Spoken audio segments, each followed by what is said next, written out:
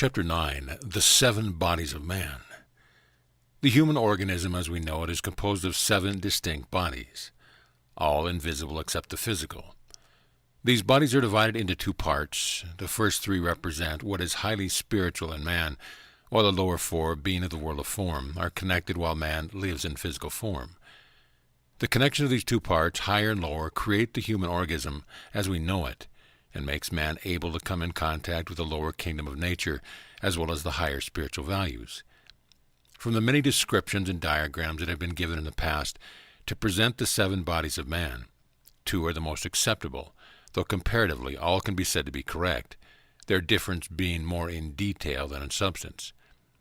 In the founding of the Theosophical Society at the latter part of the last century, Madame Helena Blavatsky gave the following: 1. Monadic, 2. Spiritual, 3. Intuitional, part of the higher triad. The lower tetrad, consisting of 1. Mental, 2. Emotional, 3. Etheric, and 4. Physical. The following diagram was given by Saint Germain to the students of the I Am activity a few years ago, and is the same that was presented later by the Mahakohan to the students of the Bridge to Freedom. The difference between these 2 and at the Theosophical Society lies in the spiritual triad, and this is due to the recent dispensation which the cosmic law permitted and which were unknown 80 years ago. 1. The electronic presence. 2. The Christ self. 3. The causal body. The lower tetrad is the same with that of the Theosophical Society. In some diagrams is one presented by the divine complement of the Elohim, Arcturus Diana, the electronic presence. The I Am is replaced by the white fire being. It will be remembered that it was with the white fire being that the electronic bodies, the twin rays, were projected. Thus we have 1. The white fire body, 2. The causal body, 3. The Holy Christ Self as the spiritual triad. On the other hand, in a diagram given by the cosmic being, the sun god Zeus, to the students, both the white fire being and the electronic presence are given. This brings the bodies to 8 instead of 7, a matter of no consequence, since they all exist regardless of their classification. But the entire 8 are necessary for the individual to be a perfect conductor of one aspect of deity, and spiritual illumination is released according to one's capacity to understand and apply the knowledge of the purpose of all of these bodies. As we proceed, a chart depicting the exact location of these bodies is presented. The title given to this chart is the Holy Trinity, and this aptly states its purpose, for it represents the Father, the I Am, the Son, the Man, and the Holy Spirit, the Christ in us. The energy of light that is depicted on this Christ, regardless whether it represents rays of light or flame, particularly on the upper part of the chart, the I Am, our pure, dazzling electronic light, always in a state of constant motion, and it is not plain, static circles of color and light as it appears in the paper picture. In the study of the chart, one will observe that the top part, marked with the numeral 1, represents the divine ray of light, which connects the individualized divinity in every human being, the I Am presence, with its source, the solar logi of our solar system, and through them with Alpha and Omega, the great central sun. It is from this divine ray of light that man receives his life, conscience, light, intelligence, energy, and physical being. It is an invisible stream of pure white electronic light which runs from the heart of the I Am presence to the head of the physical form, finally anchoring in the physical heart of the individual. The stream of this light is known as the silver cord, marked as 5, reference of which is made in the Old Testament, Ecclesiastes 12:1-6. Remember, before the silver cord is loosed and enters into the physical body, as previously stated from the top of the head, there it splits into 2 branches, one going down the spinal cord and the other anchoring into the heart, giving to its rhythm and life power. The lower part of the chart, representing the lower human form, marked by the 6, represents the purely physical form. In it, between the violet flame 8 and the head of the physical form in the heart of man, is located the immortal threefold flame, which remains within the white fire being. This flame, from which the Holy Christ Self is projected, The Christ in us, the hope of the glory of the Apostle, represents in a smaller scale the three aspects of divinity in the colors of blue-white, which is seen on the left side of man: the Father, the yellow in the center, the Son, and the pink on the right, the Holy Spirit. Thus we have the man in perfect expression, reflecting in the world of form God, the microcosm, the macrocosm, the imperfect, the holy, the speck, the infinite. The Holy Christ Self 4 is often known as the higher mental body, and this because it acts as the go-between the I Am presence and the lower form of man. Every time the I Am presence is called, actually, it is the Holy Christ Self that is getting the message, for the I Am, in an unascended being, remaining in the higher realms, does not know anything of our limitation. It has provided the higher mental body, which is a discriminating, selective intelligence, which knows our needs and requirements. It also knows the perfection of the I Am presence, because it is derived from it, as well as the imperfection of the human form with which it had been associated for eons of time. But by this is not meant that it condones human imperfection, or accepts it in its world, though he knows the needs of the physical life, and when he sees it justifiable, he renders succour by appealing for it to the I Am presence. Under no circumstances the Holy Christ Self interferes with man's freedom of will, except on rare occasions set by cosmic law. This is the reason why, though this body is the directing power, is so helpless in fulfilling his accredited purpose. The lower man, man's four lower bodies, through their independent power intervene and prevent the expression of God's will. Just as the I Am presence was created in detailed image to the Father, Mother, God, so the Holy Christ Self has body, but obviously invisible to us. Here is how Kohan Moria describes it. The Holy Christ Self is a divine reality, and no figment of anyone's imagination. Its form is usually taller than that of the physical, its lovely figure beautifully symmetrical and of perfect proportion. Its wavy golden hair is really made of fine streams of light essence. Could you but just once see the eternal youth and beauty, which is in its own octave of expression, or even when it descends into the world of form to render some service for you, this glorious Christ Self of you can never be touched or disturbed in any way by human imperfections. Although the I Am presence, we are told in the first chapter of Habakkuk in the Bible, is of too pure eyes to behold iniquity, yet the Holy Christ Self is able to look both ways. It can look down into the outer self and see the shadows there, and what is needed to transmute them, make all things right. It can also look up into the perfection of the I Am presence and causal body. Then, in its great wisdom, it can draw forth from the causal body whatever is needed to answer one's call, or prayers or decree for relief and blessing. We have said that the Holy Christ Self maintains a focus of its presence within every human heart, yet, quite naturally, the whole of that Christ Self is not living there, else there would be no imperfection of any kind in anyone. This is perfectly obvious. Just as in your daily experience, the powerhouse which is generating the electric current for your use is not within your house itself, but a focus of that power is there available to you which, when you connect with it, allows you to draw from the source of power all you require. As we have seen, the silver cord is the conveyor that transfers the life and energy from the I Am presence to the physical form. When the attention of the individual concentrates on the divinity of the I Am presence, that ray of light starts expanding to the point where every cell of the body becomes responsive to it. Then the manner of the clearing of the effluvia and recalcitrance of the physical form starts. As this broadens and expands, its radiation forms a pillar of protective light, the tube of light, which surrounds the entire physical form and which, in highly evolved individuals, covers some distance. Every person has the right and the privilege to ask from his own I Am presence to create this tube of light, so strong that even a bullet cannot penetrate it. When accomplished, it becomes a powerful, resistant wall of light, which, when built around a man, no discordance of any kind from outside can penetrate it. The flame which is shown around the lower part of the physical body is what we know as the violet transmuting flame, 8, or violet flame, or sacred fire. It is one of the powers of the I Am, and is given to the man who earnestly invokes it, to transmute his past transgressions. It can be defined as sacred fire, pure divine energy, usually invisible, and so is formed by divine beings, as to be able to purify every discordant of him who invokes it, for himself or for others. It is a product of the fourth dimension.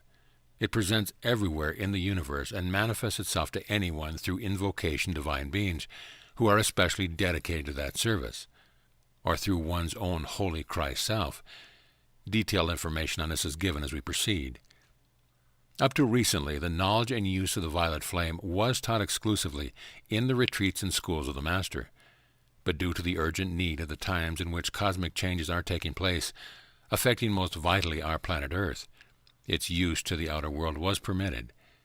In addition to this, the entrance to the earth of the seventh ray, with its Kohan, Saint Germain, helped immensely. As we proceed, we present two addresses given on the violet transmuting flame by two cosmic beings, Neptune and Archangel Zadkiel, both of them preeminently qualified to elucidate the subject and add to our knowledge. The colored circles 3 on the chart around the electronic presence I am represents the causal body, detailed description of which is given elsewhere on these pages. As it will be noticed, however, on the chart each circle has a special coloring, the particular color of each ray. Starting from the inside out, we see the first ray with its blue-white color, the second with the yellow, third with the pink, the fourth crystal white, the fifth green, the sixth mother of pearl, and the seventh violet. Speaking of colors here, however, we should not lose sight of the fact that these are not colors as we understand colors, but dazzling electronic light, the nearest human example being the colors of the rainbow. The information and knowledge that we present here is new, not, however, that it did not exist before, but due to human discord and recalcitrancy, the cosmic law had withdrawn them into the past many thousands of years, and was taught only to accepted disciples in the Master's retreat. With the entrance of the seventh ray and the many dispensations that the cosmic law allowed for the quicker redemption of the earth, this knowledge and use was permitted of this special dispensation. 3 are the most conspicuous: the knowledge on the I Am presence, the tube of light, and the violet transmuting flame. Returning to the chart, it will be observed that from the head center of the I Am, the upper picture, spread in every direction, 12 distinct rays, 2. They represent the virtues and nature of God and are embodied in cosmic beings of incomprehensible power and magnitude for expression in us. They reduce the ray's tremendous radiation as it is given out by God and make it possible for the seraphic, cherubic, and angelic host to use it and pass it forward to the 7 spheres, and hence to the world of form. In the outer world, the 12 rays are used by astronomy in depicting the 12 signs of the zodiac. As a complement to the above, and in order that the reader may get a full comprehensive understanding of what the higher bodies of man are, we present excerpts of addresses given by 2 mighty cosmic beings on the subject Goddess Diana, divine complement of Elohim Arcturus, and sun god Zeus. Goddess Diana. The white fire being is composed of millions and millions of electrons, which are grouped together around a central core, to form a spiritual atom, and that core is in the form of your light pattern. Each individual is equipped with 7 bodies, the first being the white fire being, made in the image and likeness of God, a blazing light which is completely free from weight, from impurity, from shadow, and every electron emits the music of your keynote, the fragrance and perfume of your being. The white fire body in turn projected forth the electronic bodies, twin rays, the I Am. The causal body holds within it the 7 colors of the 7 spheres, gathered during each individual's journey through the inner sphere, and all good from all experiences and every embodiment is deposited there. You create the causal body. It is your record of all the good you have ever done. The Holy Christ Self is a pure and perfect consciousness which grows and increases with the causal body. When the individual decided to use his experience in the 7 inner spheres and apply for incarnation on the earth, the Holy Christ Self came into being to act as a transformer, to step down the magnificence of the I Am presence into the atmosphere in which the vehicles of the outer self would function. It is in complete harmony and emits magnificent music and exquisite fragrance. The sun god Zeus. The white fire being, made in the image and likeness of God, is molded out of pure electronic light substance, and is ever active as a radiating center in the cosmic realms, an infinitesimal part of itself, is the energizing power of the other bodies. As the planets revolve around their individual sun, so do the white fire bodies of all mankind actively participate in the joy of cosmic creation. Divine complement.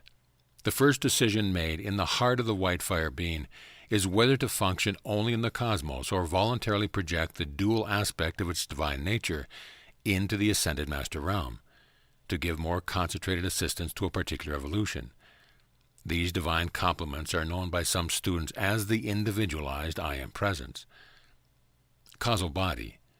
This is the accumulated good of the life stream, which is created by the interest and activity of each such a one. It forms the areola of the I Am Presence. The nature and service with each I Am Presence is to perform was determined before individualization took place. Seen with the inner sight, all the colors of the spectrum are a component part of the causal body. The virtue or quality to which the individual has an affinity will form the largest reservoir of energy, the color dependent upon the quality. Holy Christ Self. Jesus referred to this spark of divinity within man as the Father within. When the I Am Presence volunteers to take embodiment upon the earth plane, it projects a tiny replica of itself into the mother's womb at the time of conception. It is the cohesive power around which the builders of form create the lower bodies. As the feminine ray increases in intensity upon the earth, the mothers of the race will become more cognizant of the sacred privilege of assisting the builders of form in nourishing the Holy Christ Self. She, in truth, is a chalice for the incoming spirit. The obligation and responsibility of parents to the spirits of the unborn can either hinder or delay the spiritual development of these children. The four lower bodies. With the higher bodies thus disposed, it is the redemption of the four lower vehicles that we must be and are presently concerned. These are already stated, are the emotional, the mental, the etheric, and the physical. Of these, the emotional is the most troublesome, as well as the largest, and on this greater emphasis is being given. In the following, we give sun god Zeus' version of the emotional body. The emotional body is the feeling world. It is the largest of the four, and it is composed primarily of the water element. This emotional body was designated by the builders of form to act as a cradle in which the other lower bodies would be enfolded, even as the land surface of the earth is cradled by the seas. Its correct service is to nourish divine ideas with the positive feelings of accomplishment. Thoughts, words, and actions have little efficacy until the buoyancy and enthusiasm of the feelings project and sustain them in whatever sphere the individual's conscience desires them to act. It is primarily the vehicle of experience, and few there are who do not pass the greater part of their conscious life recording the reactions of that body, vibrating the poles of opposites, joy and misery, assurance and doubt, courage and fear. It is a body in which man is preeminently polarized, and within its periphery and reactions lie man's battleground, and the field of his victory or his defeat. To better understand the working of the emotional body, one should bear in mind that its manifested energy finds its source not only in the individual's particular feelings, promptings, and desires, man's immediate environment, but goes beyond that and reaches the periphery of energies emanating from much higher sources, the solar system itself. From there, every human being receives energy cognate to his stage of evolution. The emotional body, with its longings, moods, feelings, and desires, molds the physical body through the attractive forces which flow through it, and so guides the man to the fulfillment of his desires, should they be good, bad, or indifferent. The mental body. In considering the mental body, it is, of course, understood that here we are not concerned with the higher mental body, reference of which was made on preceding pages, but with the lower mind. The mind as man understands it in his everyday life. For an understanding of the difference between the two, we should bear in mind that the mind world as a whole is divided into 6 subplanes and 1 atomic matter, making it a total of 7 grouped in 2 sets, of 3 and 4. The upper 3 are concerned with the formless and subjective, while the lower 4 with form and the objective. The difference between the two lies in the fact that while the 3 upper is the plane of the causal body, the permanent body of the ego lasting from life to life, the lower 4 are concerned with the mind consciousness, the mental body, the body that we know in everyday life, which lasts after death, but eventually, when the earthly journey ends permanently, the individual ascends and disintegrates. The mental body, though preeminently the vehicle of consciousness, the instrument of the soul and the thinker on the average man, who as yet has not reached the stage of working on pure mental levels, manifests itself through the emotional and physical body. This follows a natural evolutionary course, for as yet neither the proper subtle matter through which the mental body is composed and sustained has been developed, nor has a necessary organization for its function been established. These take more than the average individual can offer at this present development, but when secured, the individual needs no longer use the emotional and physical plane for the mind's function. Needless to say that when a man has reached that stage of development, he is no longer an average individual, but has reached heights trod only by high initiates. The material of which the mental body is composed differs radically from that of the emotional. In the former, the substance is so subtle and tenuous that only the higher vision, which belongs to the world of mind, can see it, and unlike the emotional body, which even on the undeveloped man is apparent, though shapeless and incoherent as it may be, in the mental body of the same individual is quite undistinguishable, and by the same token, when the individual is mentally alert with a mind highly developed and spiritually evolved, the mental body presents a unique and most beautiful picture, clearly seen, well organized, active and vibrant. In shape also, it is quite unlike the emotional etheric body, both of which follow man's physical body. The mental body is ogoid, egg-like in shape, interpenetrates both the emotional and the physical bodies, and by its vibrancy the man's stage in the ladder of evolution is indicated. 2. It has a language, distinctly of its own, and conveys thought in the mental plane, not through the use of words, but through color, sound, and form. An excellent example of this is given by the Master Jesus of an experience he had as a high initiate in Babylon, long before he found himself in Judea. In considering the mental body as a vehicle of consciousness, we are dealing with man's most important instrument through which his rise and fall must, by necessity, depend. It is the body preeminent, upon whose superior guidance victory or defeat rests. Its equipment are thoughts which, gleaned and supplied with meticulous care, as man lives day by day, expand until the mind becomes a storehouse of lofty thoughts which, like a magnet, will draw towards it not only similar thoughts found close by, but the thought currents of the mental plane itself. The importance of this cannot be overemphasized, for as we know, at the time of our transition we carry with us that which we have accumulated in our mental, emotional, and etheric bodies, and also this material is carried with us in the next re-embodiment. The etheric body. Closely and interpenetrating to the physical dense body is the vital etheric body, often called the double. It is invisible, larger than the physical, from 1 to several inches, and forms with other finer bodies, what we know as the aura. It is an energy body, and as a body is composed of 4 centers and nadis, or force threads. These underlie or are the counterparts of the nervous apparatus, the nerves and the nerve ganglia. It derives its energy from many sources and levels, those being the planet, the sun, and even higher. All the 7 rays, as they are manifesting themselves in time, cycle, and period, influence, and each one of them emboss its radiation on it, and adds considerably to its energy and efficacy. The energy which is derived from the sun represents those rays which we know as solar pranic emanations, commonly known as prana. These emanations are the produced effect of the central heat of the sun, and as they approach other bodies within the solar system, produce on the bodies they contact certain effects shown on the etheric body. Thus we see that in the etheric body we have the organ of active or radiatory force and the vehicle of prana. Its function, then, is to store up the rays of radiatory light and heat which are secured from the sun and from other sources, and to transmit them via the spleen to all parts of the physical body.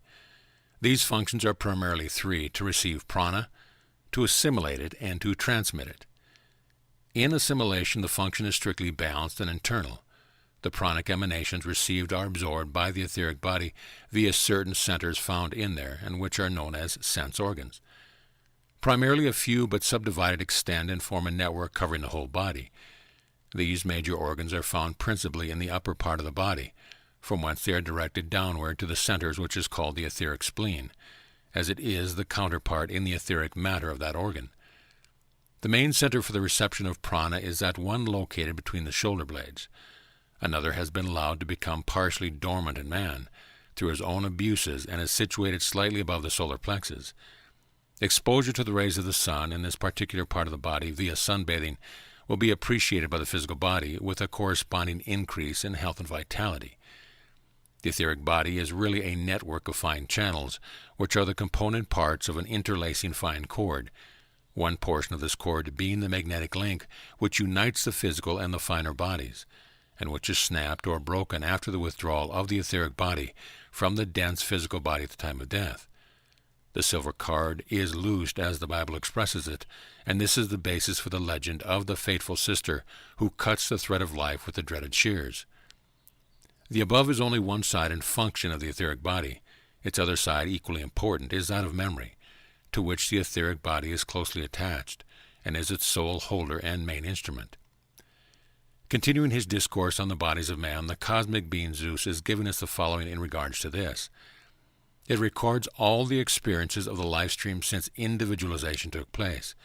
It receives from the mental body those ideas which have been energized by the feeling world. Before thoughts and feelings can be manifest in the physical appearance world, they must be sieved through the etheric body. As the etheric body holds all the records, both good and evil, within itself, it is of prime importance that the misdeeds of the life stream, recorded therein, are transmuted. These records form the essence of the personality and stamp all the activities of the individual with its specific nature. The physical body is the anchorage upon the earth plane through which should be channeled a portion of the activities of the other 7 bodies. When they are in perfect attunement with the white fire being, they are the master presence here on earth. Conversely, the imperfection of the physical body are the result of the impact of the emotional, mental, and etheric natures, not only of itself but of other life streams. Present and past environment and associations are primal factors in the constitution of these bodies. In the following, Saint Germain gives us another aspect of the function and qualities of the 4 lower bodies. Like a great ovoid around you is the sea of your emotional body. Within it is the ovoid of the mental body. Within that is the ovoid of the etheric body, which oftentimes you can see its outline extending 4 to 6 inches around the flesh form. Then in the center, like the seed, is the physical form. These are the 4 lower forms which need purifying, and as you begin to develop as an individual and are no longer part of the masses, these bodies, instead of being shapeless ovoids, take form and they become beautiful in outlining the beauty of your holy Christ self. The emotional or feeling body has been developed for one purpose alone, to radiate the nature of God and every virtue of happiness, purity, mercy, forgiveness, and peace. It was not given to create the violent feelings which manifest in war or imperfection of any kind. It was created of the substance from the emotional realm, or the realm of feeling, which is the realm of the angels and archangels. The mental body was fashioned for the use of the outer self, out of mental substance. The etheric body was fashioned out of the etheric substance, and is the seat of memory, of all experience, good or bad, and the flesh body was created out of the elements of earth. But none of these is you. The holy Christ self which abides in the immortal threefold flame of God that came from your own I am presence, which beats your heart, is the real you, and has created these other bodies as instruments for you to use. If, however, your emotional body continued to take the Christ energy and use it in tantrums and tempers, or your mental body continues to picture lack and limitation, the etheric body to energize impurities of the past, and the flesh body is continuously clamoring for attention. The holy Christ flame within you has not the opportunity to externalize its divine plan. You have to take command of these 4 lower bodies, for you have taken the responsibility of their resurrection in their life. When you keep these bodies in a feeling of tolerance, harmony, purity, love, happiness, joy, understanding, and all of the qualities which are beautiful, you emit light. In the following, we present another address given by Saint Germain to the students, in which he emphasizes the necessity of integrating the 4 lower bodies before they hope to rise to the ascended master consciousness. Without that integration, man's spiritual progress and evolution will remain short-sighted and incomplete. The one-sided training of the mind, which is usually given in schools, leaves the invisible, but more powerful bodies of the individual entirely untrained, so that these bodies, not to be inclined, or perhaps not even having knowledge of the necessity of cooperating for the evolutionary progress of the spirit. To the evolving soul and spirit who seeks to ascend up the ascended master consciousness, and tries by various means To achieve this goal of unity with perfected thought and feeling, I offer you the following instructions. As the four lower bodies are contributing factors to the fluidic consciousness, which unascended beings is in a state of constant change, we must see that to rise again into the ascended master consciousness, we must have the control of and cooperation from these four sources that are constantly qualifying the individual consciousness of the life stream. As Serapis indicated, for the plane to rise, the four engines must be in complete unison as to revolution of the propellers, the power of the motors, and the efficacy of the individual engines in order to unite completely with the power of the contributing energies, that their united impetus might transcend the law of gravity. Due to the uneven development of the inner bodies, it is more of a task to raise and harmonize one than the other, and the particular inner vehicle requiring the greatest treatment varies according to the aspirant's development through the centuries. For instance, many devotional life streams find their emotional bodies easily tuned into the spiritual currents, whereas the physical and mental bodies often lag behind.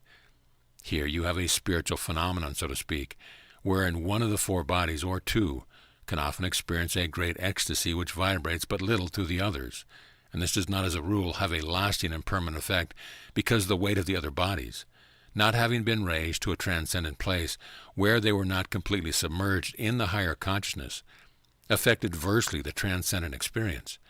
This has happened time and again when individuals have experienced emotional ecstasy.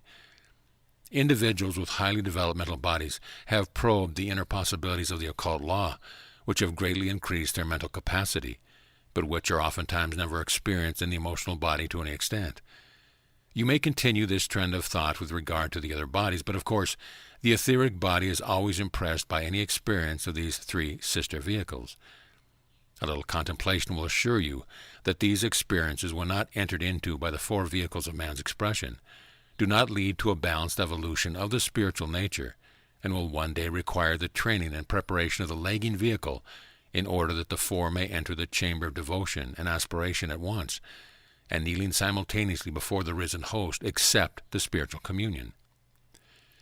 In preparation for your meditation and contemplation, it is therefore to your greatest advantage to secure the conscious cooperation of your physical, your mental, your emotional, and your etheric bodies. Self-analysis will truly reveal to you the various vehicles that require more preparation and tuning up than the others, which are naturally prepared for the contemplative period. Then by devoting a little time to the raising of the recalcitrant members of the team, you will move the entire consciousness of the life stream into the higher octaves. You will find then your contemplation more satisfactory, and its resulting effect more lasting, and you will also be of greater service as conductors because the fine vibrations playing equally through the entire set of vehicles will be of great assistance in developing them toward a more godly expression.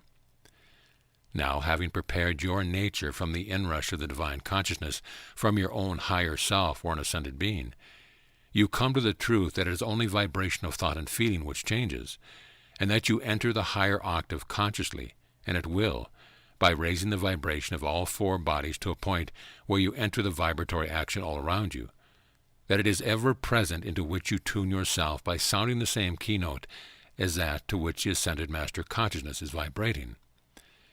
For instance, take kindliness. The spirit of kindliness is ever present.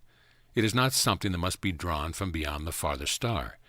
But the life stream, desiring to have his consciousness filled with kindliness, merely raises the vibratory action of his inner body, and finds that in the room in which he is sitting, the air is filled with the substance of kindliness, and that as he tunes in toward it, the vibratory action of kindliness rushes toward him, and when they meet, the life stream experiences the cosmic feeling which kindliness is. This is the same with purity, wisdom, love, and the various God qualities, just as is the music within the room, but requires a mechanical contrivance to draw the vibratory action downward to a point where the physical ear may hear it.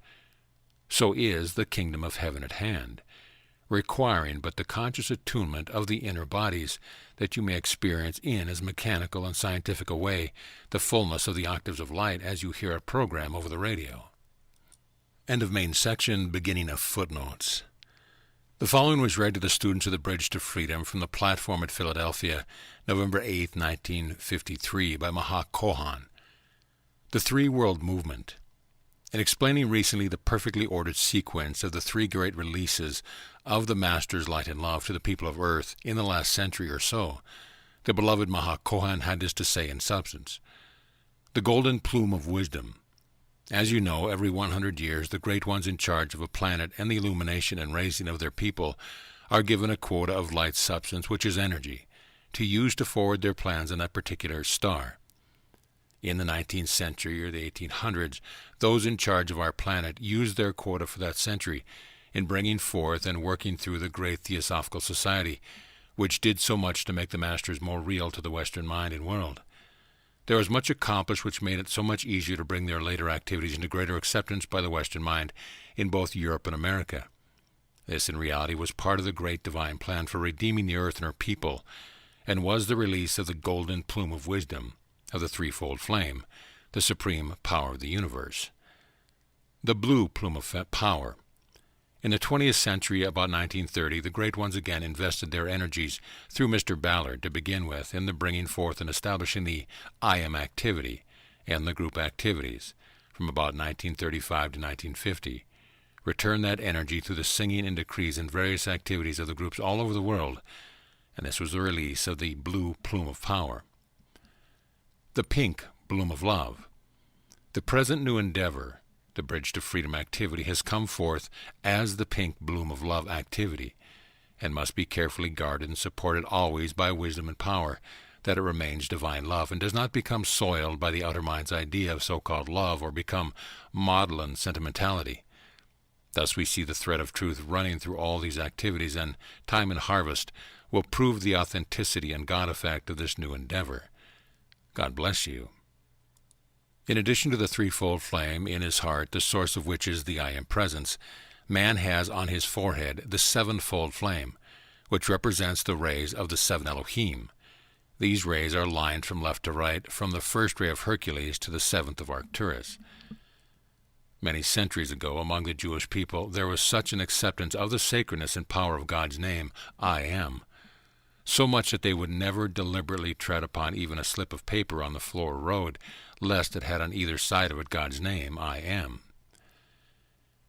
Man is allotted every day a certain amount of energy, determined by the number of heartbeats that pass through the physical body.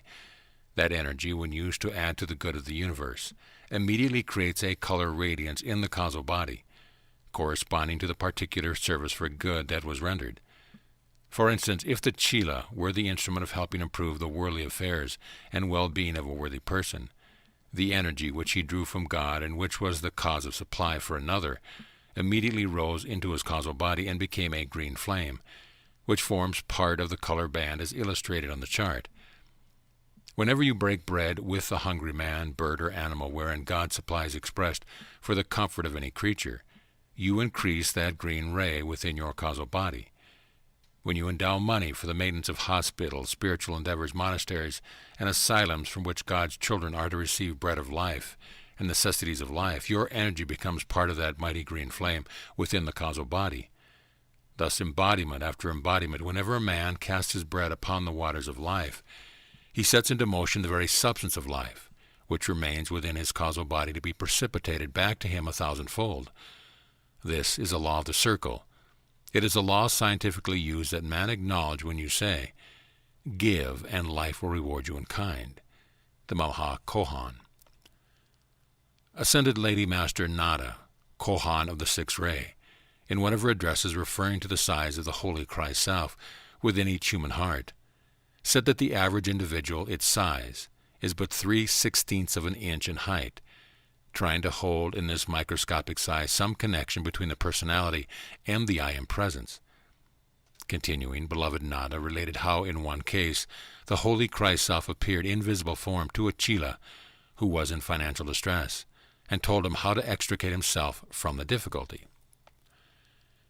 The great divine director, in the address to the students April 4, 1965, said the following: "Some of the students are aware that when it became necessary to restrict mankind because of his viciousness and bestiality, the lords of karma did cut the allotment of cosmic energy for many life streams upon the planet, until the stream of life flowing into the body of man at the top of the head, which had once been the size of the tube of light, became a very narrow cord of silvery light substance, through which a relatively minute portion of energy could flow.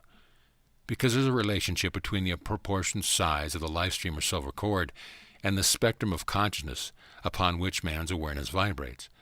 The reduction in the actual size of the cord caused a corresponding decrease in the number of years of the allotted lifespan of mankind, as well as a gradual shrinking of the spectrum of consciousness. It is related of a young woman in India whose tube of light was so developed that when she was sleeping in her private room in her home, though the door was always open, no one could enter it. A doubting European, on hearing it, asked for permission to try it. He walked freely to the door, but when he tried to enter it, he was met with a solid, invisible wall. In the following, the Goddess of Liberty, who embodies one of these God virtues, in an address given to students July 1954, tells us more about them. At the time when the Son of our system chose to create a universe, 12 great beings volunteered to embody the 12-fold nature of the Sun God and to become foci of the mighty virtues in the electronic belt around the Sun. I was one of those. Our relationship to the Sun is to specialize in magnetizing, concentrating, and radiating one of the particular God virtues. All 12 virtues are embodied within the consciousness and nature of Helios and Vesta. That virtue, which I have chosen to magnify, to concentrate and to direct, is the virtue of liberty. The original zodiac referred to these 12 cosmic temples or houses from which one of us, who represent the 12 virtues of the Godhead, direct our blessings earthward. Our radiation pours forth rays of light into the universe like those from the Sun itself. As the planets circle the Sun in orderly sequence, the concentrated radiation and power of each one of the 12 virtues is intensified for a period of 30 or 31 days, while the planet is within the temple of a particularly concentrated ray. Knowledge of the true zodiac has been distorted. The consciousness of mankind has created those symbols which are not true expressions of our foci. I am one, the virtue of liberty, who is fortunate enough to remain in the outer memory of mankind. During the month when the consciousness of mankind is focused upon Libra, the consciousness, radiation, and power of liberty flows through the earth and nourishes the liberty flame within the soul and inner self of all mankind. As the earth passes around the Sun in the course of 12 months, for every 30-day period, one of the mighty virtues plays upon the planet and through the inner bodies of her people.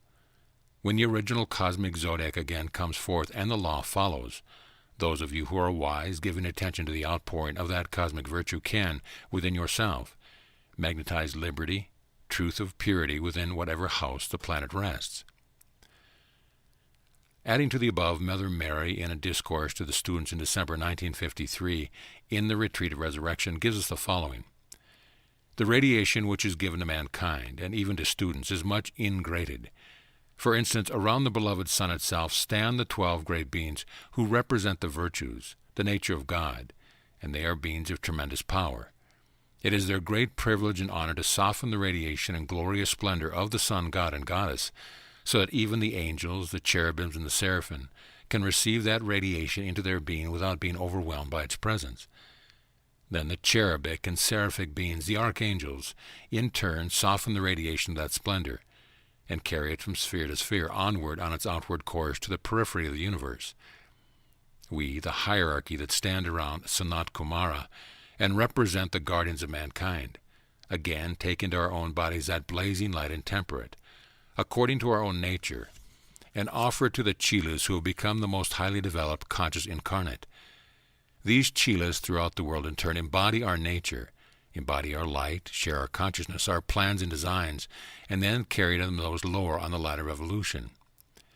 In this manner, the great glory of the Godhead, the divine ideas, the exquisite perfection of the eternal is gradually expanded, and its light, as it passes from sphere to sphere, is clothed in the atmosphere thereof, in the bodies of the intelligences that dwell within it, and step down to a point where those in the sphere below may enjoy it without being overwhelmed by its presence.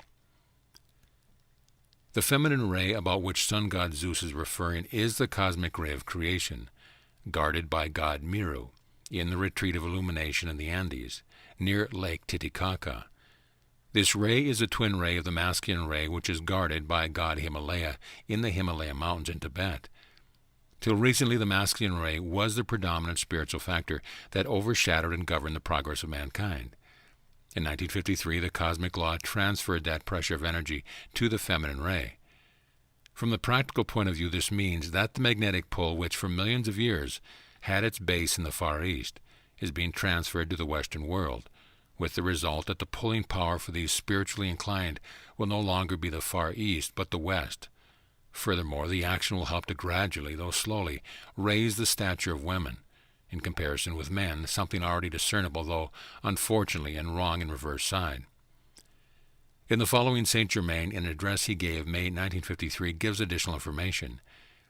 You have been told that the birth currents have been transferred from the Master Himalaya's retreat in the east into that of God Meru in South America, which means that the birth rate will generally increase in the Western Hemisphere in the future, because the pull of magnetic power which has drawn the teeming millions of souls into India and China and other Asiatic countries in the past is now reversed, and will begin shortly to draw the souls toward Western incarnation. As the Western vehicles, bodies, are so much more vital and energetic than those of the East, we expect to have a greater amount of energy to handle in these increased Western populations, the greater part of which we hope to draw toward Canada and South America, in order to keep the heart of the United States free from any more individual karma than that which he already has to meet.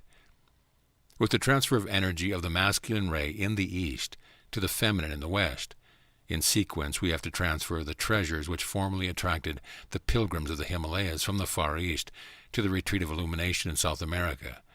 God Himalaya gives us details of that. Beloved ones, not only the Orient is going through the purging today of all the accumulation of the ages, but so is the great Occidental world. We knew this so many years ago, and therefore the great god Meru, my confrere, helped to remove so many of the treasures from the Himalaya mountains into the comparative safety of the Andes. These treasures contain the written manuscripts of those beings from the fourth root race of which I am, the guardian, all great avatars, all great teachers, all those immortals who have come down through the ages. Some of you have not yet known.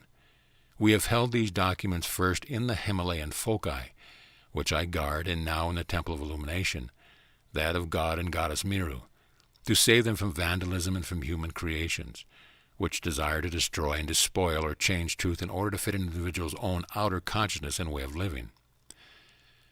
Addressing the students during the summer conference at Shambhala, June 29, 1970, God Himalaya said that the remaining treasures will be transported to South America following the 15th of August, 1970. Describing some of the treasures, God Himalaya says, you can see that there are wax imprints, some of your own writing, some of the writings of Lord Gautama or Lord Jesus. They are great, tremendous books. You have not in embodiment seen the like of them. They have carven wooden tops and bottoms, and these carvings took somebody in the Orient a whole embodiment to complete. Some are carved in teak wood. If the writings of those are yet unascended, page after page of the inscriptions are written, then sanded over and then carefully covered with a material something like tissue paper today. But it is flaxen material, so one page does not stick to another. If the writings are of an ascended being, these volumes are still in our care. They will be books anywhere from 10 feet in height. These have covers of the most beautiful ivory carved too, not only at the top but the bottom, by some being in the Orient. Each volume is inscribed with the name of the being whose record contained therein. Along the left side is written the volume, so that an earnest Chela can take just one page or one sheaf to some quiet place in our beautiful Himalayan retreat, study it, and then place it back carefully. Or you may give to one of our brotherhood, and they will replace it for you. In council long ago, we decided to make duplicates of these records, and we have in our foci your records in the Orient, and in Mero's foci our records in the Occident. As approximately 80% of planet Earth is composed of the water element, so every individual embodying on Earth experiences about 80% of his karmic test through his feeling body. It is the most difficult training of any belonging to this chain. This, to some extent, explains why the Earth has fallen into the pit, because the harnessing and control of the feeling world is the greatest initiation of the evolving God. When the Chela has attained mastery over the feeling nature, he graduates from the Earth, for this is the greatest lesson on Earth he can learn. Thus individuals embody again and again, verily, as the leaves of the tree upon the earth, in order to master the feeling word. Maha Kohan, December 7th, 1958. In the following, the Maha Kohan is giving us some unknown and neglected truth in regard to both mental and emotional bodies. When we look at the flow of energy from the heart of the presence, we see a rapidly pulsating river of prismatic light. If we were to slow down the vibratory action of that life energy, we would see that the electrons making up the flame of the presence carry a distinct design which differs from all others, even as the geometrical perfection of the snowflake is singular. As this energy is molded by the thoughts and feeling body into form and sent forth into the universe, it carries the plan of the original design of the life stream. That energy goes forth in a hand clasp, so that the individual receiving the hand clasp, when the hand is removed, has upon the palm, superimposed over his own energy, many thousands of these tiny forms representative of the life streams of the giver. The second individual then goes on his way, yet he carries with him some of the energy from his friend, and this is how one's energy passes on in an endless chain from one another in hand clasps, and other services requiring contract in different modes of service, until the energy from each one goes out to many, many parts of the planet. The manner in which the particles are charged forth determine the resulting effect upon the life stream releasing them. The energy may pass to another in a hand clasp, but the predominant feeling in the emotional body as it goes forth will determine whether it is passing through the universe carries friendship and love or otherwise.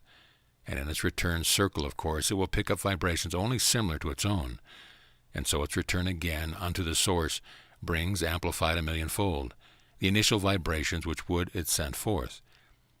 If a woman could see the sparks of light going forth from her fingertips when she is cooking, and the substance of light that goes into the food she handles, she would be amazed to see how much of herself she charges into the repast that she prepares for her family and friends. It is one of the most important and least understood activities of life that the radiation and feeling that go into the preparation of food affect everyone who partakes of it, and this activity should be unhurried, peaceful, and happy.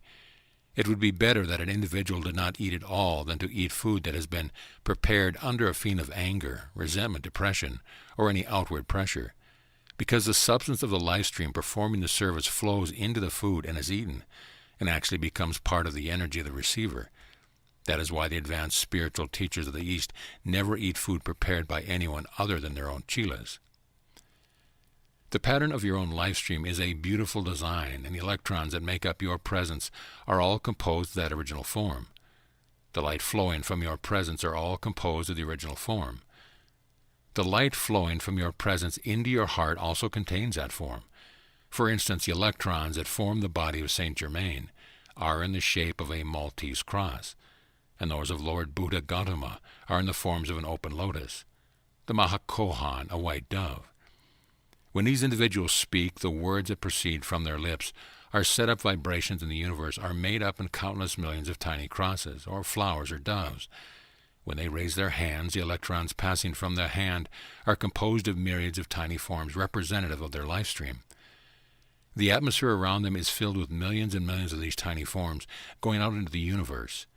The places where their feet have stood are the imprint of these teeny electronic patterns, and that substance is superimposed upon the garments that they wore, the rooms in which they lived, the trees that shaded them, and the beds that they laid upon.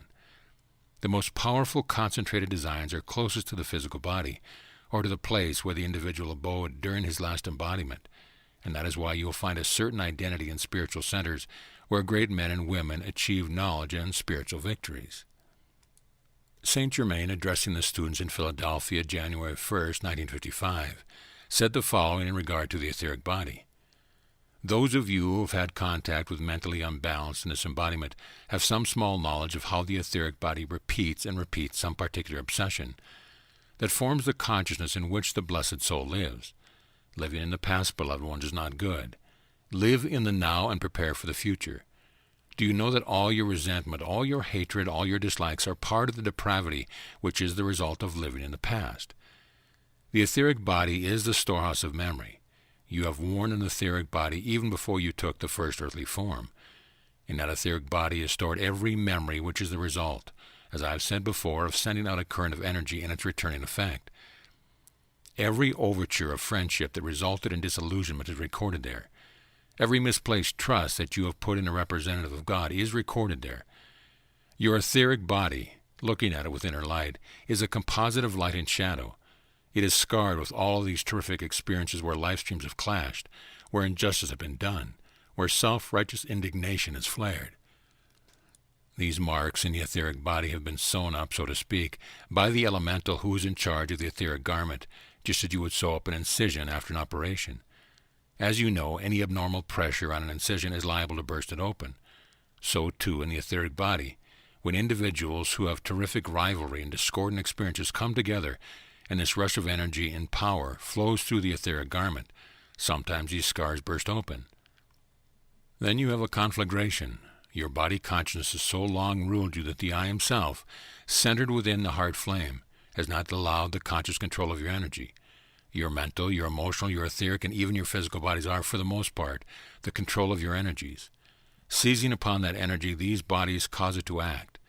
Then, in the quiet of your own home, when you are still, you wonder why in the world you have said, done, and felt certain things.